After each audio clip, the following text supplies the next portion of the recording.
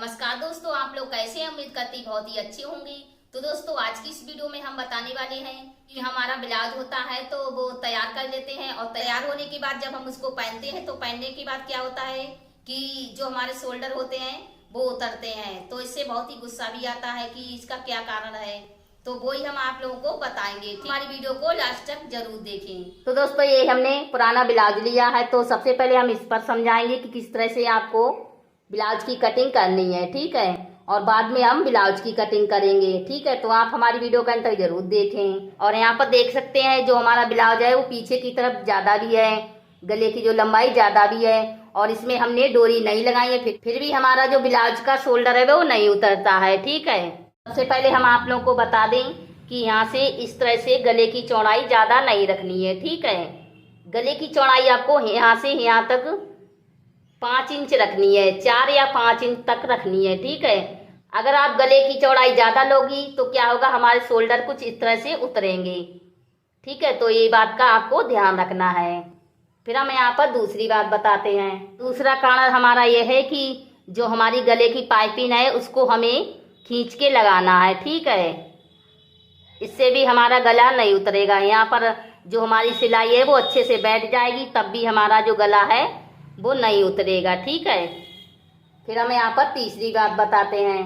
तीसरा कारण हमारा क्या है कि जो हमारी आर्मोल की जो चौड़ाई और बाजू की चौड़ाई बिल्कुल हमें टाइटली नहीं रखनी है, ठीक है। इससे क्या होगा कि जब हम इसको पहनेंगे तो बाजू हमारी इस तरह से टाइट होगी, तो जो हमारे शोल्डर हैं वो उतरेंगे, ठीक है, इस तरह से।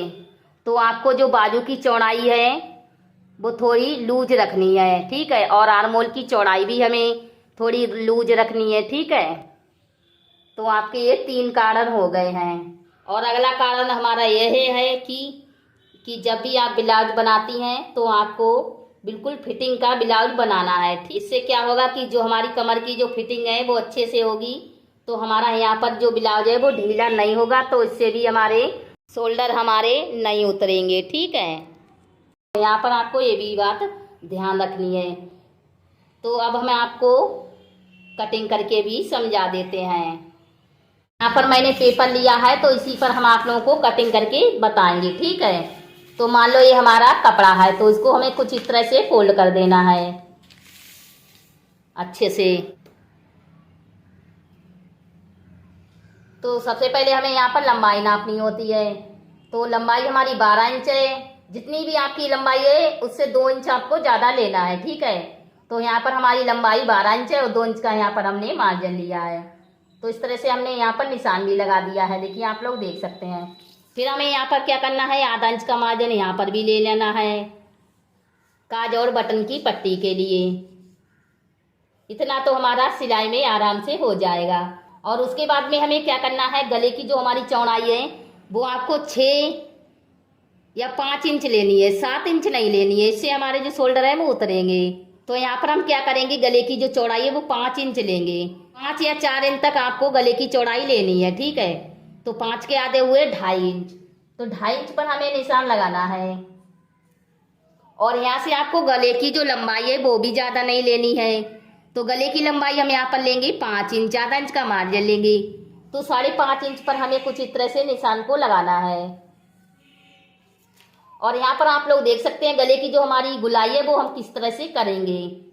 तो यहाँ पर हमें गले की चौड़ाई सेम रखनी है, और यहाँ से हम कुछ इस तरह से इसको गुलाई करेंगे। नीचे से आप चाहे तो थोड़ा ज़्यादा भी ले सकती हैं, देखिए इस तरह से, ठीक है।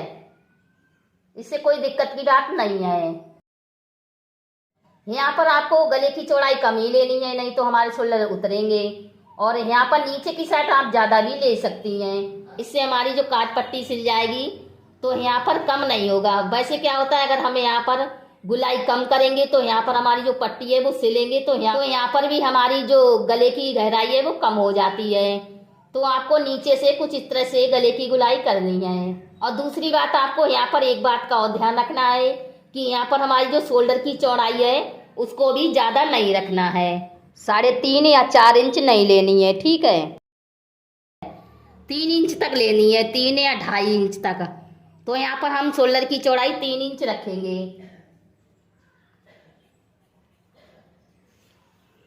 फिर हम यहाँ पर आर्मोल की लंबाई नापेंगे। तो आर्मोल की लंबाई हमें यहाँ पर 6 इंच रखनी है, तो यहाँ पर भी निशान लगा देंगे।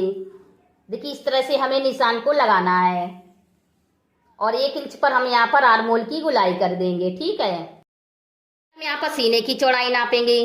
तो जितनी भी आपकी सीने की चौड़ाई हो उससे आपको चौथाई भाग करना है। ठीक है, और चौथाई भाग का हमें यहाँ पर निशान लगाना है। यहाँ पर हम क्या करेंगे, सीने की चौड़ाई हमारी 32 इंच है, तो 32 के चौथाई भाग हुए 8 इंच।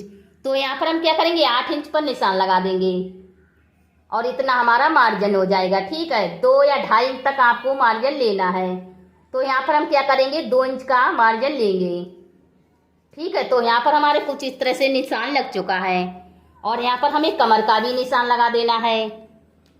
तो कमर हमारी यहाँ पर है 26 इंच, तो 26 के चौथाई भाग हुए 6.5 इंच और 1 इंच हमें प्लेट के लिए मार्जिन लेना होता है। तो यहाँ पर आएगा 7.5 इंच। तो जो हमारा आधा इंच का मार्जिन है वहां से छोड़ के हम 7.5 इंच पर निशान लगाएंगे और 2 इंच का यहाँ पर हमें मार्जिन लेना है। ठीक है, तो यहाँ पर भी निशान लगाएंगे। फिर इस तरह से दोनों निशान को हमें मिला देना है।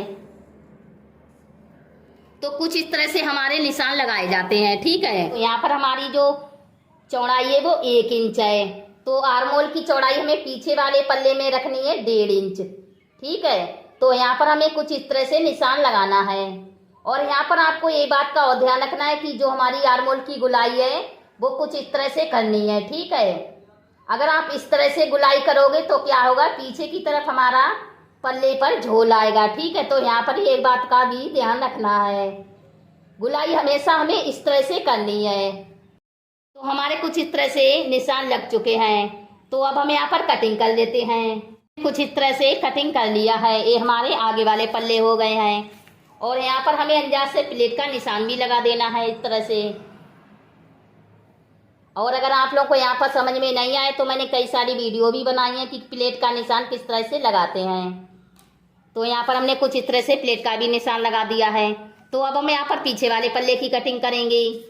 तो मान लो ये हमारा कपड़ा है और इसको हमने यहाँ पर बंद साइड अपनी तरफ रखी है, तो इसको कुछ इस तरह से रखेंगे और यहाँ पर हमें आगे वाले पल्ले को रख लेना है। ठीक है, इसको कुछ इस तरह से रखेंगे। जो हमारा आधा इंच का मार्जिन है तो उसको हमने देखिए यहाँ पर बाहर की तरफ रखा है और फिर सेम निशान लगा देंगे। गले की जो हमारी चौड़ाई है उसको भी हम यहाँ पर सेम रखेंगे और साइड से भी हम यहाँ पर सेम निशान लगा देंगे। आगे की तरफ हमने यहाँ पर 1 इंच की गुलाई रखी थी, तो पीछे वाले पल्ले पर हमें क्या करना है, आर्मोल की गुलाई 1.5 इंच रखनी है। ठीक है, तो इस तरह से निशान लगाएंगे और यहाँ पर भी हम सेम निशान लगा देंगे। फिर हमें इस पल्ले को हटा देना है और नीचे से और साइड से हमें आधा इंच कम करके कटिंग करना होता है। ठीक है, क्योंकि आगे वाले पल्ले में हमारी प्लेटें पड़ती हैं। तो यहाँ पर हमने कम रखा है आधा इंच और यहाँ पर भी कम रखा है आधा इंच और गले की लंबाई भी नाप लेते हैं।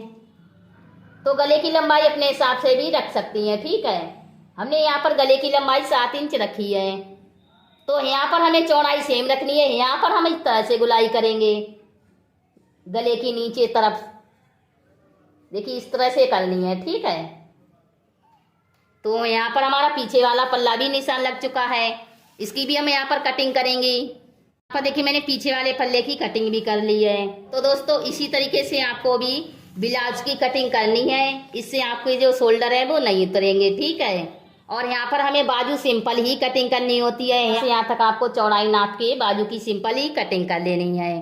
तो उम्मीद करती हूँ कि ये वीडियो आपको जरूर पसंद आई होगी। पसंद आई है तो लाइक से सब्सक्राइब करना ना भूलें और बेल आइकन को भी दबा दें, जिससे जो हमारी आने वाली वीडियो है वो आप लोग को सबसे पहले मिल जाएगी। तो मैं मिलती हूँ अपनी अगली वीडियो में, तब तक के लिए बाय बाय।